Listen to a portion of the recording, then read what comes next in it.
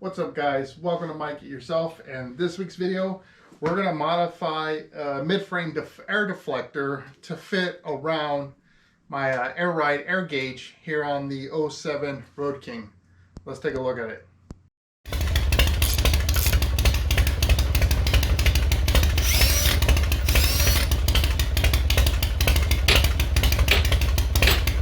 Damn it!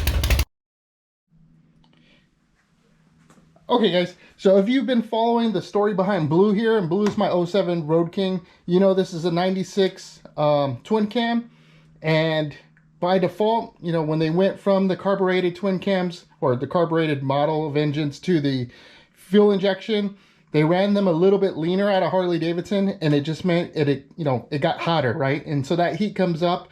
So to resolve that heat, what I had done is installed mid-frame air deflectors, so these guys, right? And it actually worked really good. I was quite impressed with using these. But when I installed the air ride on this bag, I also like to have the air gauge. And on my Milwaukee 8, this air gauge fits on the second bolt, but it hits the tank here on this twin cam. So I installed it here on the rear bolt, and now this is in the way of being able to put on the mid-frame deflector. So I want to have my cake and eat it too. So what we're going to do is we're going to trim this to fit around the air gauge there and be able to mount it up and reap the benefits of having the air deflector and having my air gauge. Now we have to do this in two places, so this not only gets in the way from a side perspective, right, but also from the top. I got to be able to look down to read the gauge. So that means we're going to have to take quite a bit off of the front of this in order to make it make sense. So let's prep things up real quick and circle back. Okay, so I can give myself a surface to draw on or whatever. I just covered this the air deflector and some painter's tape. That way I can actually draw on this and identify where I want to cut, and then when I cut it, I can follow a line. I don't know if this would actually provide any kind of protection to the plastic or whatever, so I don't want you to think that I'm wrapping this to make it a better cut, but rather I can trace a line, right? So what I want to do is kind of identify exactly where this is going to go, and that way we can cut this out right exactly as we need it. So I think what we'll do is we'll probably cut the side out first, and that way I can at least get it 100% in place, and then we'll attack it from the bottom up to identify where we need to clear as far as this piece goes, so we can view the gauge. So I'm gonna go ahead and do that now.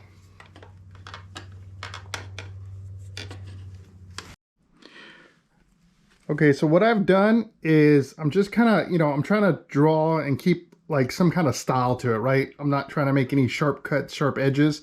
So what I'm doing is just kind of slowly progressing up here. And what I found is, when I get this kind of over that gauge, it pretty much hits right where this, I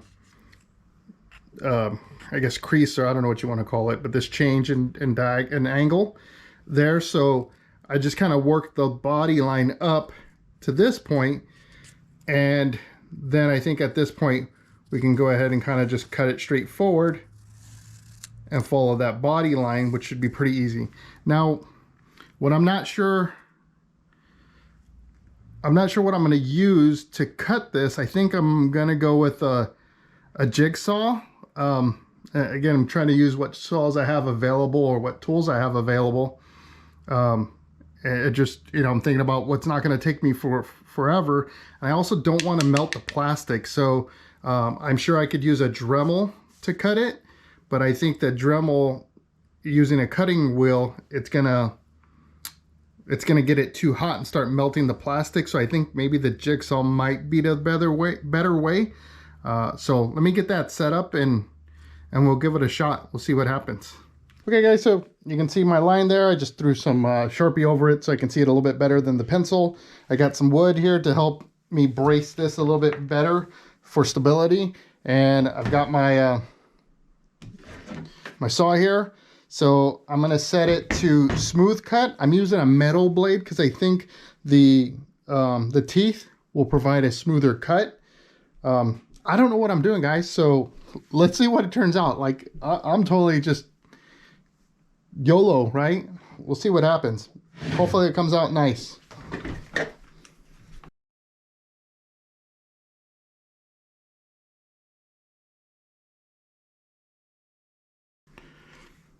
Okay, so not too bad. I followed the line pretty decently, so it looks pretty clean. The trick now will be, do I come in and try to rotate the saw here to get back into that groove? I think that's the way I'm going to take.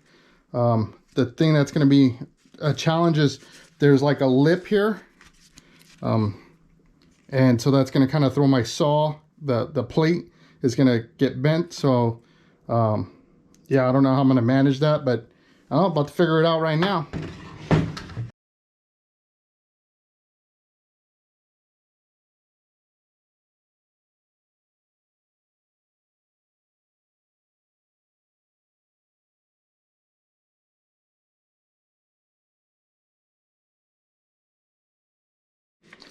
All right, so here's our cut piece now.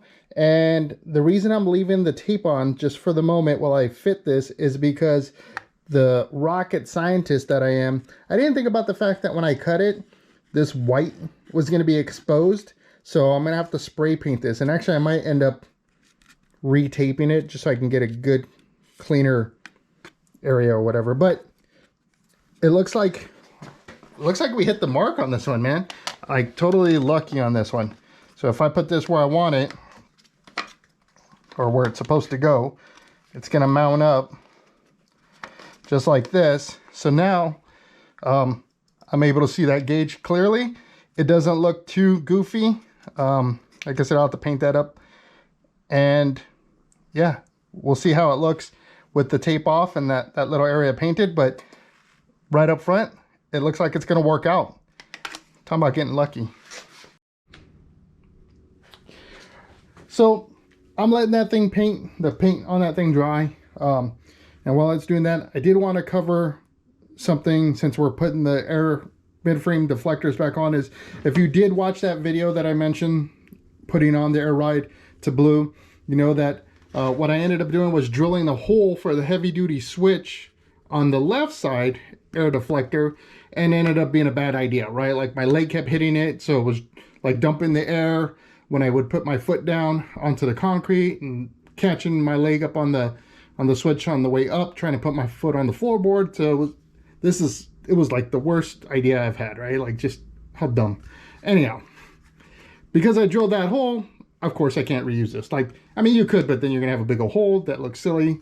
Maybe you can put like a flashing light, I don't know, but I'm not gonna use it. So what I did is, these were cheap enough, like I had mentioned in that original video of installing these. I think it was like less than $20 for the set. So I bought another set. And when I got this set, it didn't come with the same hardware that I got on this new set. And the one thing that stood out to me on this set here is this bar here. So if you have the twin cam, so like mine 07, the frame is different than a Milwaukee 8. And the holes that are used, what I ended up using when I mounted it last time is these little, like, they're almost like nut shirts, but they're not nut shirts. I don't know, long story. But they're a pain in the butt to try to get to and everything else. So it would have been nice to have something that helps hold it in place, and that's what that bar does. So looking at the instructions, and this one came with instructions. You know what? I like this kit so much, I'm going to put it in the link, or in the comment description. Yeah, description. So that way, if you're interested in it, but when we do the installation, we kind of walk through it together. But the image of this isn't the best, but ultimately what we end up with is essentially that thing acting like a nut plate on the back side, and it makes it so much easier to be able to put your screw into, instead of trying to wedge your hand up in there to hold a wrench. and you end up getting like carpal tunnel, and yeah, like it's no good, right? So huge benefit there. I think we'll see for sure. If it validates it, like I said, I'm gonna throw this thing in the description. Awesome kit.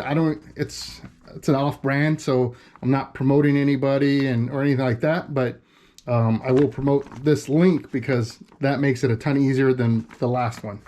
So yeah, once this thing dries, the paint, then we'll go ahead and start the installation process. Okay guys, so a little bit more of truth here. Let's pull this tape off and see what we got. Hopefully it's looks okay. I mean, I almost don't want to say anything. I mean, I shouldn't have been able to mess it up too bad, but I am a professional, folks. At messing things up.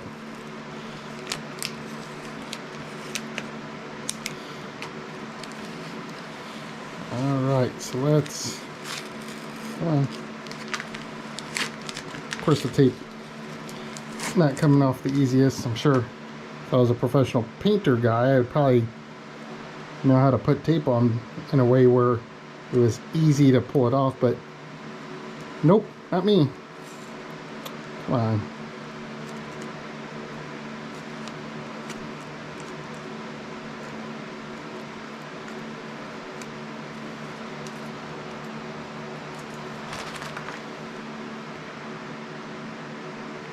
All right, not bad. Yeah, I'm happy with it. I think it looks fine.